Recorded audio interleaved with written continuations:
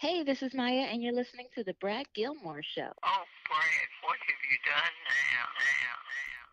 now? What is going on, everybody? Welcome to the one and the only The Brad Gilmore Show on demand. Welcome back to the show, guys. It's been a minute. I've taken a couple weeks off, been trying to get a lot of things done. It's the end of the year, so it always seems to be the easiest time, or the busiest time of the year. I've been doing some shopping. It was Thanksgiving, had some stuff going on. I just try to get all the loose ends tied up, but I'm back. I'm back from the future. Welcome to the show, episode 176 of the Brad Gilmore Show. There's a lot to go over. I've missed quite a bit of things. I missed Crown Jewel and Shawn Michaels' return. I've missed Survivor Series. There's been a lot of things. A Takeover special. A lot of UFC stuff has gone on. So I've just kind of been looking at everything, trying to figure out, where do I go first? What do I talk about first? I know we've been doing a lot of good stuff with reality of wrestling. Have something major to announce. When I say major, I mean on a 1 to 10, these go to 11. You know what I mean? Shout out to my Spinal Tap reference. But these go to 11 on this one. So that should be coming. What's today? Today's the 25th, 6th? Should be coming maybe in like 2 weeks, 3 weeks. You'll find out this big, huge news that me and the Booker man are going to be dropping on everybody. So stay tuned to Heated Conversations, to at Booker T5X on Twitter, the realityofwrestling.com, and all that good stuff. Should be a major announcement. Also, it's the holiday season, so I'm going to get into a couple things about the holidays. But first, I want to start here. I talked about, I said we haven't really gotten to discuss Crown Jewel, meaning the event itself. I know I talked a little bit about the controversy leading up to, and then I didn't really talk much about it afterward. Now, Booker T and I spoke on it, and there were, as there are sometimes, our show will make news, quite frequently, and this was no exception. We were discussing the Saudi Arabia show, and Booker made a comment about it shouldn't matter what the government is doing at any given time when it comes to a sporting event, right? So if WWE wants to go to Saudi Arabia, it shouldn't matter what's going on in Saudi Arabia at that time or any time. It shouldn't matter what the government is doing. Maybe I should say that. Because, of course, there was the issue with Jamal Khashoggi. I think I'm saying that name right. I hope I am.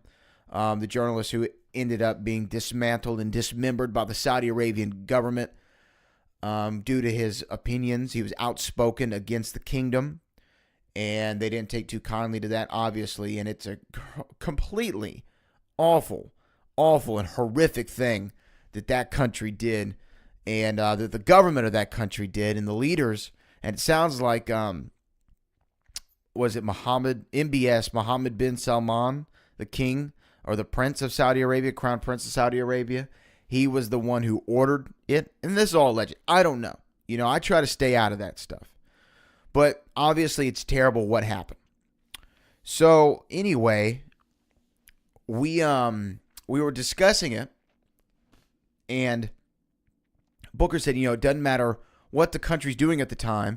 If a sporting event wants to go to their, like WWE, they should be able to, the fans shouldn't be punished, I guess is what we were saying, for what the government is doing. The fans should still get their WWE fix if they want the WWE fix. So we said that, and Booker said something even to the effect of, what was he even, doing there, referring to Jamal in the Turkish consulate. And I don't really even want to break open that can of worms. And perhaps it was mistimed of what he said or taken out of context, shall I say. Because we were going out of the segment, going to break. Sometimes, things can be said, when we're trying to go to a break and get out of a segment. So I'm not even going to really address that comment. But the whole thing about him saying, WWE can bring change. They've brought change. What was it, in Abu Dhabi or somewhere thereabout, where Sasha Banks and Alexa Bliss had their first women's match ever in the region. And the fans were chanting, this is hope in English.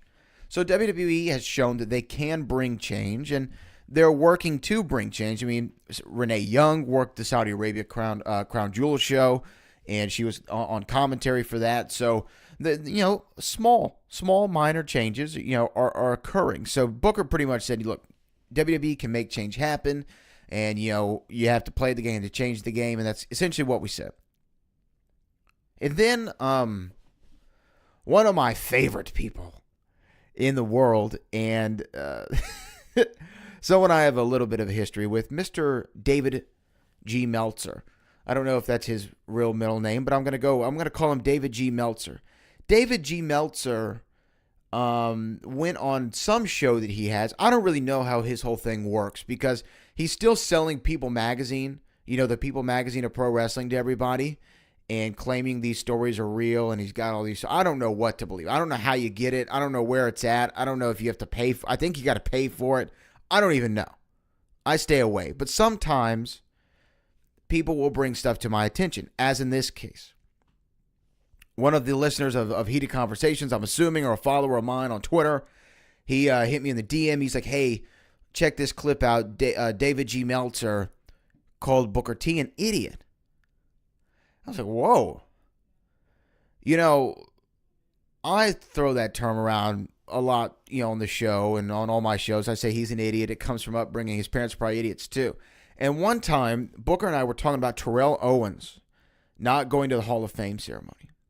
And I said he's an idiot. It comes from upbringing. His parents are probably idiots too. And Booker's like, hey man, we don't say that about people. This is what he told me on air. You can find it. It was on the show. He told me that on air. And I was like, oh, okay. Obviously, this is a word that not to be taken lightly by the Booker man.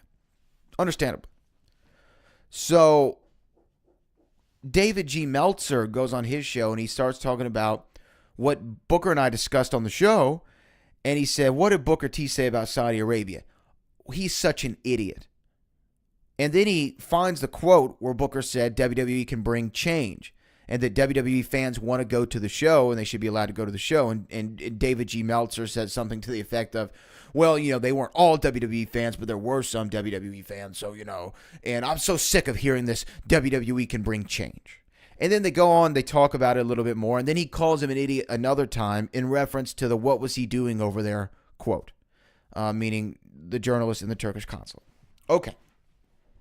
So I go and I tweet out, Dave Meltzer called Booker T an idiot for saying that fans around the world should be able to see WWE shows regardless of what the politics of the country is.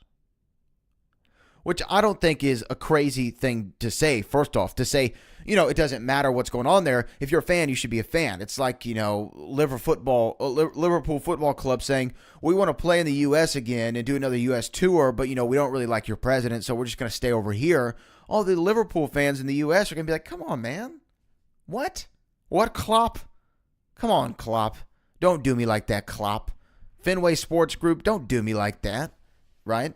So that's kind of the example. And maybe it's an unfair comparison, but that was the example. So I didn't think that was so crazy to say for Booker, and let alone to be called an idiot over. You're talking about a guy who's a 35-time wrestling champion, WWE Hall of Famer, still employed by the company, has done so many things, successful author, best-selling author, comic book writer, the list, radio host, successful radio host, number one show in the city. I think that he's got some credits to his name, which probably, those factoids I just threw out there probably lend themselves to say that Booker T is anything but an idiot.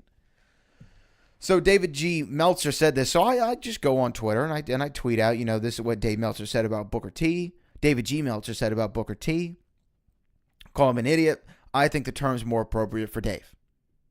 That's all I said. And I tagged him in it because, I'm not going to just talk about somebody and not put their name in the tweet, right? I'm not going to not tag them in the tweet. And a lot of people like to do that. And I'll get into that in a minute. So I do that. And I forgot about, and that was at night, forgot about Twitter, woke up the next day, didn't even check it. It was probably not until around lunchtime, that I checked my Twitter account. I saw a lot of responses, in support of my tweet. I'm not going to lie. A lot of people supported the tweet. They said, yeah, FDM, which is a Bruce Pritchard special there. A lot of people chimed in. And then a guy, Bixenspan, David Bixenspan, jumped in my DMs. And this is a guy who went on the Sam Roberts show a few months back, maybe back in, January, February, whenever Booker and Corey and we all had the thing on Heated Conversations. It was really the thing between Booker and I talking about Corey, and then the thing with Corey and Booker started. Then we had Corey on the show, the three of us, and we all kind of laughed about it. Right? And this Bixenspan guy got really hot about it because I guess he was fooled. I don't really remember. I guess he was upset that Booker and Corey, pulled the wool over the eyes, and they were upset that in the show we said, not one person who ran a story about this, no one reached out to anybody to confirm it. They just ran with it. And we were talking about like Forbes, USA Today, SB Nation, the litany of people ran with this story. And I believe Bixenspan was one of them.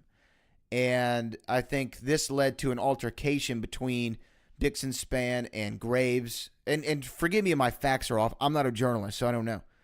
But I think Bixenspan and Corey Graves got into it. And Corey Graves said, wrestling journalism isn't a real thing.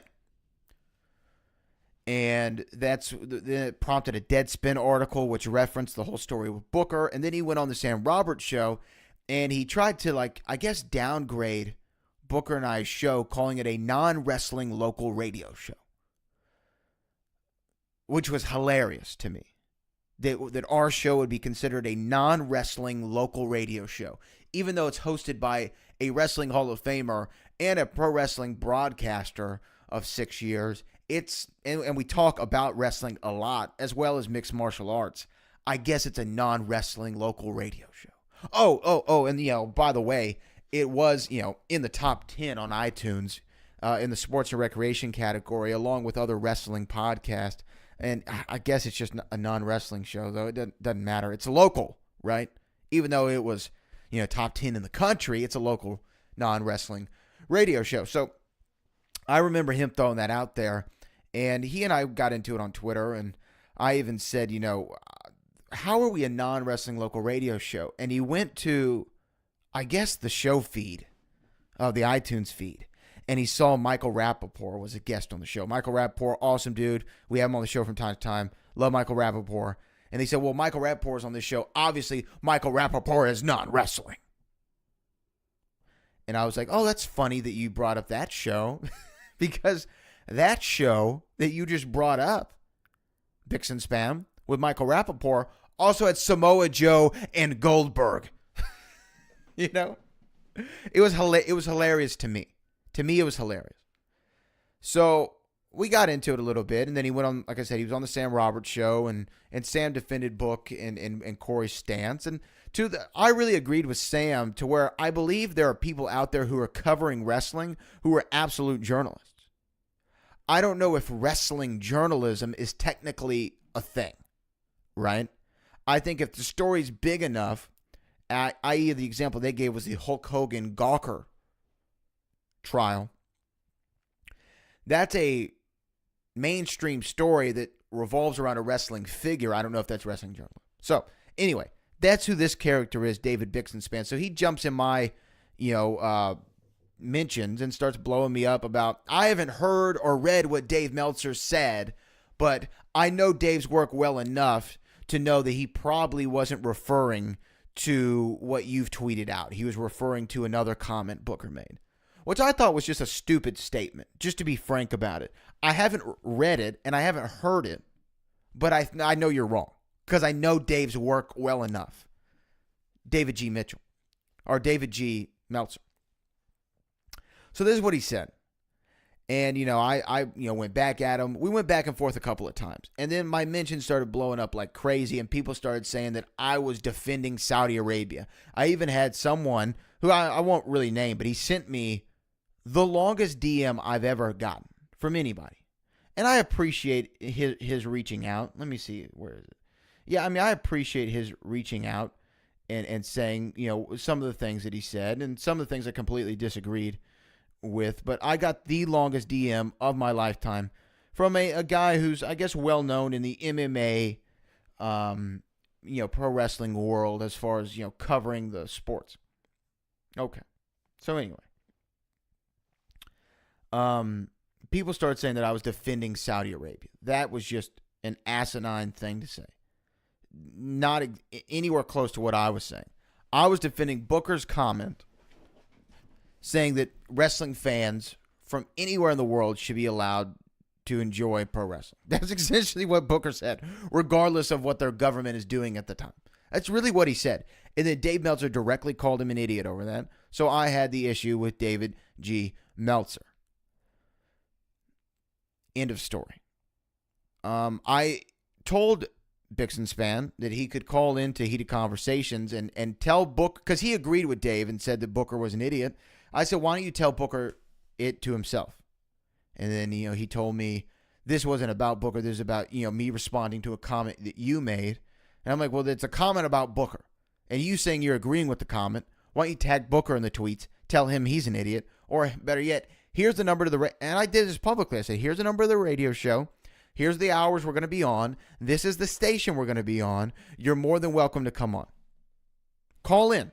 Voice your opinion then. And then he said, if you're serious, DM me. I DM'd him the same thing. I said, you're more than welcome to come on my show anytime so we can discuss this further. At this time, I've heard no more from David Bixenspan. And here's the thing. I don't want to start a beef with David Bixenspan at all. That's not what this is about. Anywhere close to it. In all honesty, even though he and I disagree on probably a lot of things, especially in terms to Booker T, in reference to Booker T and what he says Booker T is and what I know him not to be. I respect anybody who's out there and has made a name for themselves, and he's worked with Deadspin and stuff like that. So honestly, truly and honestly, this isn't even, I'm not doing this condescendingly or sarcastically. Shout out to David Bixenspan and much success to you in your entire career. This isn't about you, but you kind of jumped in there. I wanted to address it on my show. I still have an open invitation to you, David, and I have all the respect for you in the world, for everything you've accomplished in your life. And like I said, I wish you 1,000 years of success. So I wanted to talk about that a little bit because it annoyed me. It bothered me, especially because I just made a comment and then I had unsolicited people challenging me on it. And that's fine. I don't mind it. But, there are a lot of people out here who have this blind allegiance, and I don't know if Bixenspan's one of them, but let me just say this. There's a lot of people who have a blind allegiance to Dave Meltzer, David G. Meltzer. And they have this blind allegiance to him because they've paid this man money out of their pockets. I don't know how much it is. I'm pretty sure you got to pay for it. I know there's a website, there's a newsletter, there's a radio thing, there's a whole nine. When I say I don't know how it works, I'm honest in that. I've never subscribed to the newsletter. I've never paid for the newsletter. I've never read the newsletter. I've heard clips that people have sent me of things that he said on this. I think it's a paid show that you do. I don't know how it all works. I know people, though, pay for it.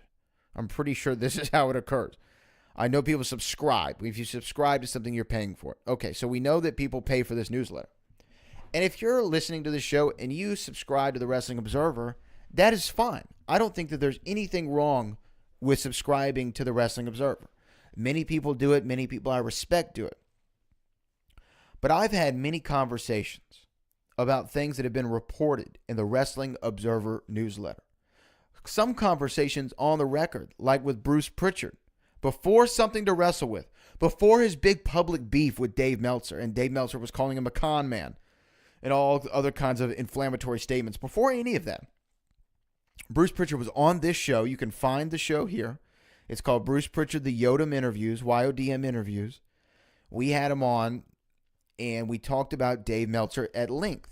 And this was actually at the time right after WrestleMania in Jerry World, AT&T Stadium, after they set their record of 101,672 or something like that people. And that was that conversation. You can go back and listen to it. It's in the archives. You'll enjoy it. But I've had many conversations with people and who know firsthand what actually occurred. And not just Bruce, many people know firsthand what actually occurred in many of these situations that are widely reported on. And then I know what's said about them from Dave Meltzer and people of his ilk and people who work with him. And I know that stuff that he says is completely inaccurate. Now, I'm not going to be so biased to the levels of a politician and say that everything that David G. Meltzer says is incorrect. Because he's been correct about things before. And I won't even call Dave Meltzer, a broken clock is right twice a day kind of thing. That's not giving him enough credit. This is how I view Dave Meltzer. Dave Meltzer is your local weatherman. We all know our local weathermen. We trust our local weathermen. We've probably seen them for a very long time at the channel of our choice. And that weatherman will give you the 7-day forecast. Monday's going to have a high of 78, a low of 52 or whatever, right? Might be a little bit cloudy. Tuesday, it's going to be sunny. Wednesday, it's going to rain. Thursday, it's going to snow. Friday, it's going to be an inferno. I don't know, right? They do the 7-day forecast, and you look at it, you're like, oh, okay, well, that must be what the weather's going to be like this day. And then if the weatherman says it's going to rain on Tuesday, and it doesn't rain, you go, oh, okay, well, I guess something changed, right? The weather changed. The plans changed, right? Now, if he says it's going to rain on Wednesday, and it rains on Wednesday, well, he was right. He was right. And then he says, well, I was right about that. I told you it was going to rain, and it rained. Right? I didn't get it right on Tuesday. I got it right on Wednesday. That's how I view Dave Meltzer. Sometimes he's absolutely right. From stuff that I read, he's absolutely right on some things. There are a good number of things that he has said and done over the years, and more, and it's like small things, and some are large things that he said and done over the years, and even in recent weeks and months, that he is wrong about. And then, he'll say the plans change line, which I know is thrown at him a lot, but it's thrown at him a lot because it's accurate. That is said a lot, something went different, plans changed, whatever. But when you watch your local weatherman for so many years, you're invested in him. When you pay somebody money for what you perceive to be insider information for so many years, you feel indebted to him for some reason. You feel connected to him. So you feel like you have to defend him no matter what happens. And that is what occurs anytime somebody attacks Dave Meltzer. I button my lip about David G. Meltzer so much. The only times I ever reference him, ever, is when he either references me or my show or Booker, Booker in the show. If you bring up the show, I'm sorry. I'm going to chime in on it. If you bring up Booker T and it was in reference to a conversation that myself and Booker T had, I'm going to talk about it. I'm going to make mention of you. The only other time I've ever mentioned Dave Meltzer anywhere else was in those interviews with Bruce Pritchard, in which he admits that Dave Meltzer was on payroll with WWE. And I don't know how you can be a fair and unbiased journalist if you've been on the payroll of the company that you're reporting on. And the only other time besides that is when Dave and I had a public spat over the WrestleMania attendance numbers. Once again, covered ad nauseum.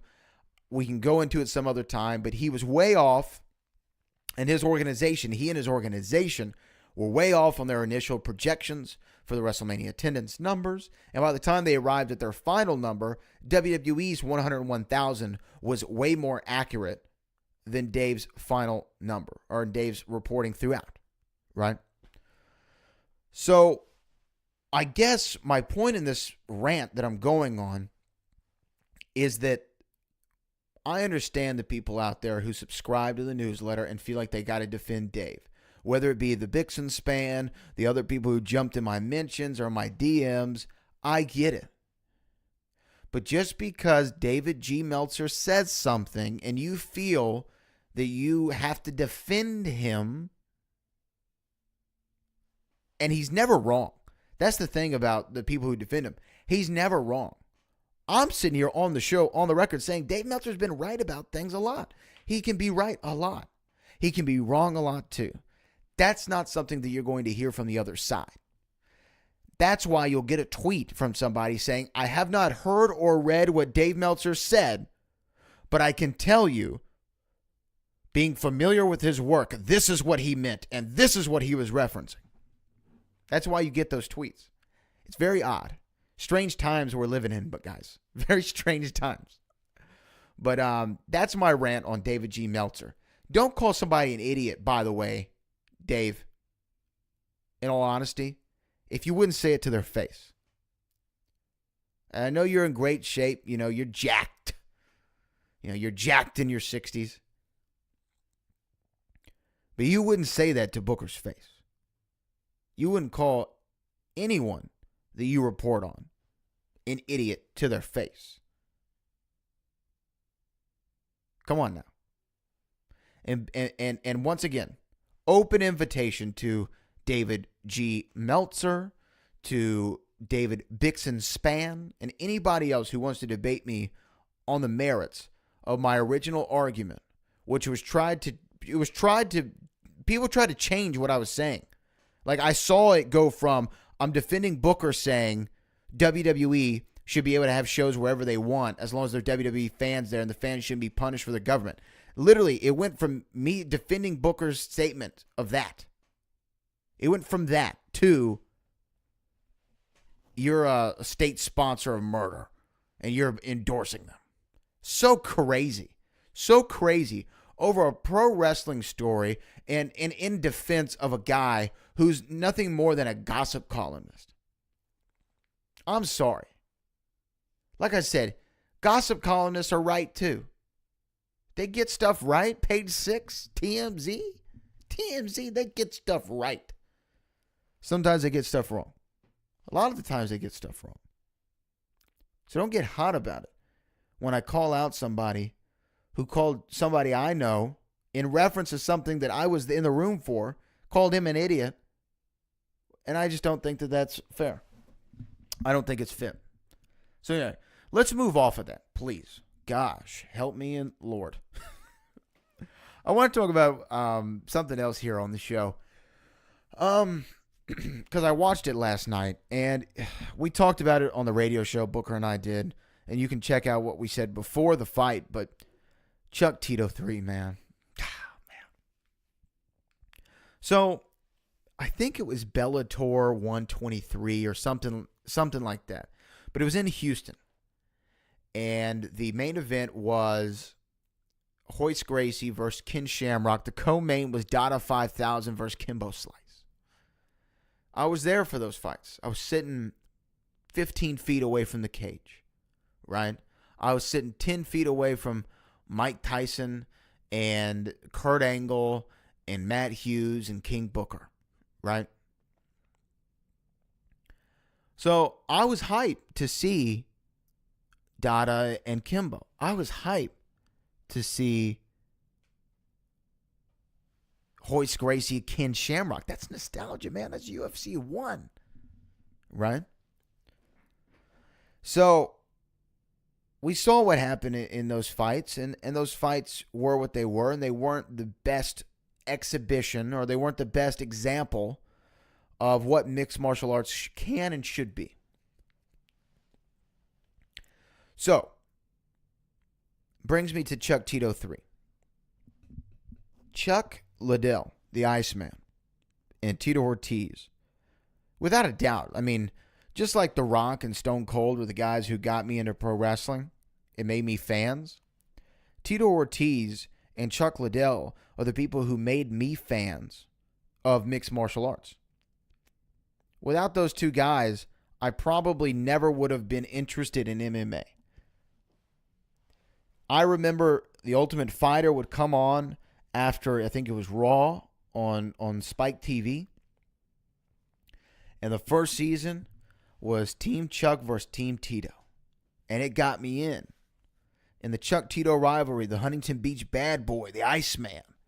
That got me invested, right, in MMA, in the UFC. So when I heard that there was going to be Chuck Tito 3, I was excited. I was excited the Iceman was going to come out of retirement. That's dope, right? That's real dope. And we're going to see, him and Ortiz one more time. Because we saw Ortiz in versus Chael, and he looked pretty good, and he retired. And now both men coming out of retirement for one final fight.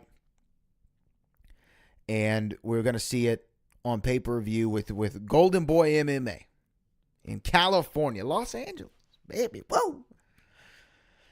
And I was hyped for it. I was excited. I was a little bit, I don't know if Chuck should be getting back in the octagon.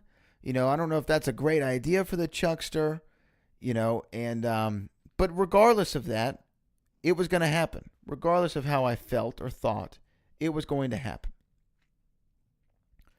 So I start last night when we're getting ready for the show, I'm looking at the stuff and I'm like, man, the last time Chuck even fought was in June of 2010 against Rich Franklin, in which he lost. Last time he ever won was against Vanderlei Silva, and that was in 2007. The last time that he won by knockout, which is what he was known for, last time he won by knockout was in 2006, and that was against Tito Ortiz in their second fight. I was like, man, my gut was telling me this is not going to be good. This is going to be ugly. And I'm watching them walk to the octagon. Ortiz looks good, man. I was like, man, Tito Ortiz looks pretty good. Chuck, when he was walking to the octagon, something felt off. And it was the same kind of feeling I had when I saw Conor walk to that fight, walk to the octagon in the fight against Khabib. I was like, something's not right here. I was like, Conor doesn't seem to have that same energy. And Chuck didn't have that same energy walking. It wasn't the Iceman of old, but I thought, you know what? He's probably got a little nerves. He hadn't done this in 8 years. He looks good. I mean, body-wise, he looked good. He looked like the Chuck Liddell of old. He didn't look like he'd been out of the octagon for 8 years, He didn't look like he had aged a whole hell of a lot since 2006. To me, at least, he didn't. Still had the mohawk, still had the tats, still had that kind of paunch that he's always had, but he was in shape. Passed all the tests, the whole 9 yards. So I thought, okay, there might be something here, but my gut told me this was going to end very quickly, and it was going to end in round 1 by a knockout, Tito Ortiz. That was my prediction, and that was exactly what happened. Chuck looked like he never had his sea legs under him. He looked like he was way out of his element. He did not look like he was used to being in an octagon. I don't know how long the fight camp was, but I think maybe like a good 4 months, 4 or 5 months. I know he announced back in like June that he was coming out of retirement. And there was a reason. I said on the show last night with Book, I said, there's a reason Dana White was so quick to say no. Because this is the entertainment era. This is the WME era of the UFC. And you got guys, and this isn't knocking him, but you got guys like CM Punk fighting, multiple times in the sport. You build up more of an entertainment level fight with Conor and Khabib, or Conor's more of an entertainer. And Ronda was the entertainer back when she was in that era. Mainstream level name recognition fights is what you're interested in. I mean, you're even, flirting with the idea of Floyd coming into the octagon, right? We're in the entertainment era, and there's nothing wrong with that. So I thought that since we're in the entertainment era, Dana White would probably jump at the opportunity to have Chuck Liddell and Tito Ortiz, 2 men that I think he managed at some point, get back in the octagon in the UFC. Oh, man, what an awesome moment. I mean, BJ Penn's back. And fighting, right? Why not Chuck and Tito? Well, we found out why he was so quick to turn that away, because Tito, with all his injuries, probably shouldn't be in an octagon just for his own health, and Chuck shouldn't be in there for his own health as well, because he looked so out of it. He looked like a deer in headlights. Tito Ortiz was tagging him, And I hate to say this because I have so much respect for both those guys, especially Chuck Liddell. He looked like an old man. He looked like an aged athlete who didn't have it anymore and was trying to rekindle that last bit of magic in hopes that something would occur. And it just didn't. And it's sad. It's upsetting. It was hard to watch. And when Tito Ortiz tagged Chuck with that right hand and Chuck went down, I mean, he went down. He was out. He was out before he even hit the floor. You know, it was scary. I was worried about him. And I was glad to see when he was set up and, he was kind of sitting up and then he stood up. I was like, okay, he's all right. He's got a hell of a mouse under his eye. He got beat the hell out of for, 3.5 minutes. That was an embarrassing fight. I don't know what the pay-per-view numbers were for it. I'm sure we're going to hear that maybe next week, hopefully. Tito Ortiz said if they can't do over 200,000 buys, they shouldn't be in the business of pay-per-view, or they shouldn't even be in the MMA business. I don't know if it did that, man. I want it to. I wanted it to do at least 125,000 buys, because these guys were getting paid off that draw, right in their pocket. And if it was successful enough, and that's what I want to know, if Oscar De La Hoya and Golden Boy made enough money in this, that they would try it again, maybe with 2 other more recognizable names that maybe they can steal away from the UFC or steal away from Bellator. They might have just opened a new lane for the boys to make some more money, and the girls to make some more money. It'll be interesting to see if that was exactly it was the case and is the case. And if it is, shout out to Chuck and Tito. Even though, the fight didn't turn out that well, from a technical standpoint, we knew it wouldn't. Maybe they still blazed a path for more people to make more money off of MMA. We'll see. I hope that they did.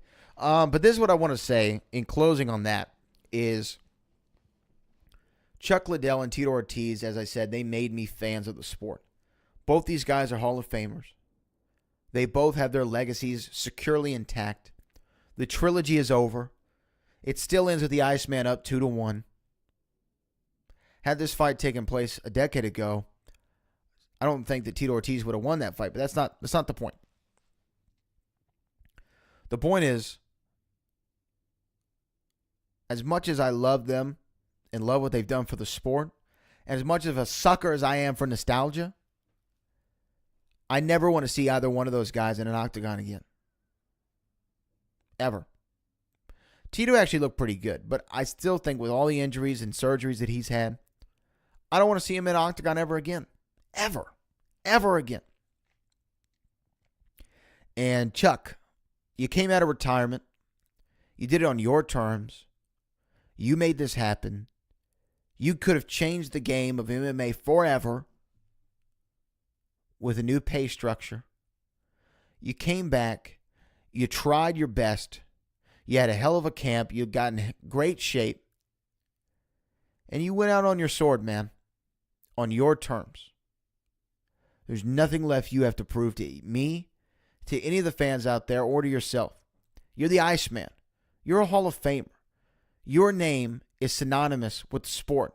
Your rivalry with Tito Ortiz is on the Mount Rushmore of MMA. Don't get back in the octagon, man. There's no reason for it. There's no reason for it. Sit at home. Collect some checks. Do some acting. Get a dojo. Do something else. I don't want you back in that octagon. It was scary. It frightened me. And the last time I saw a fight like that, it didn't end up well for the two combatants. With Dada and Kimbo. A fight that shouldn't have taken place. And, Dada's a friend of mine. I know Dada. I respect Dada. But he died that night and had to be brought back to life. And then Kimbo actually died later on. Sometimes you get to that age, man, where it's just not worth it. Hey, I'm one to talk. I'm 25 years old.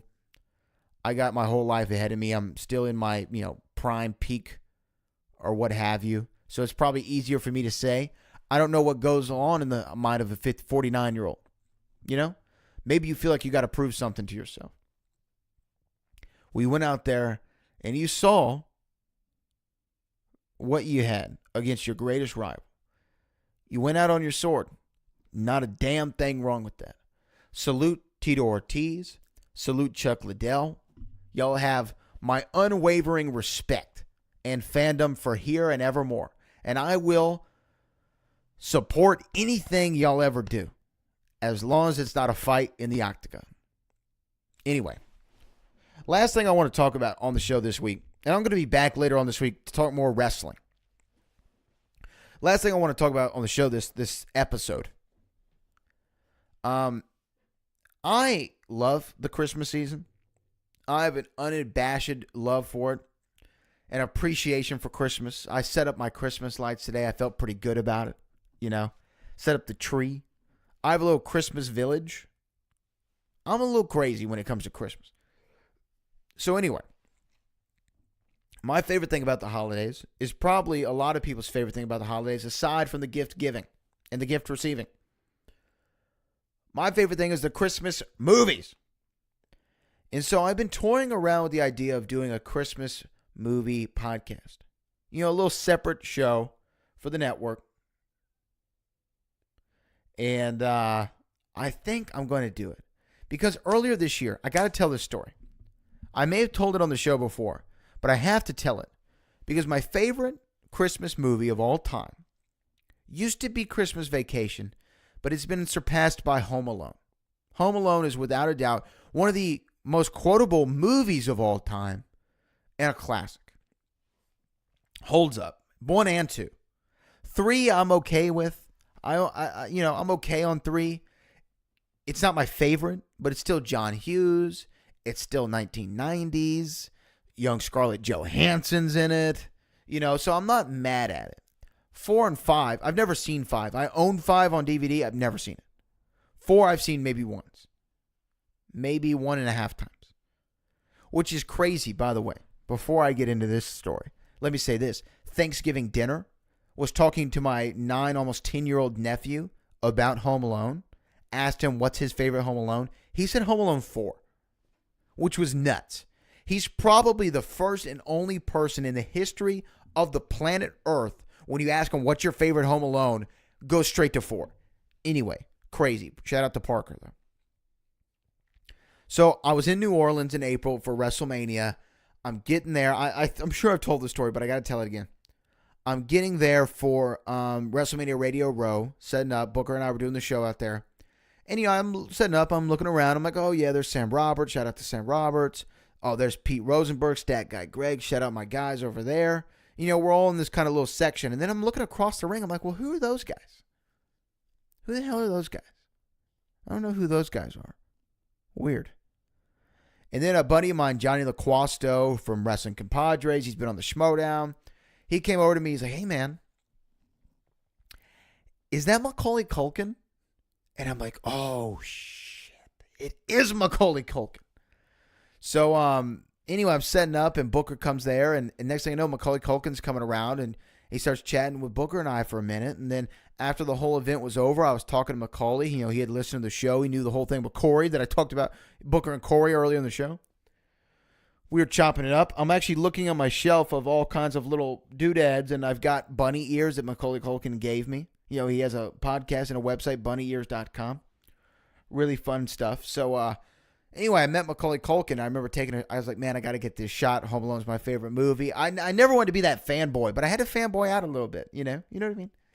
So, you know, we did that, and I've kind of been in contact with him a little bit since. But, you know, shout out to Macaulay Culkin. I want to get the Culk on this podcast or on Heated Conversations. We got to make that happen, Cully. We got to make it happen, brother.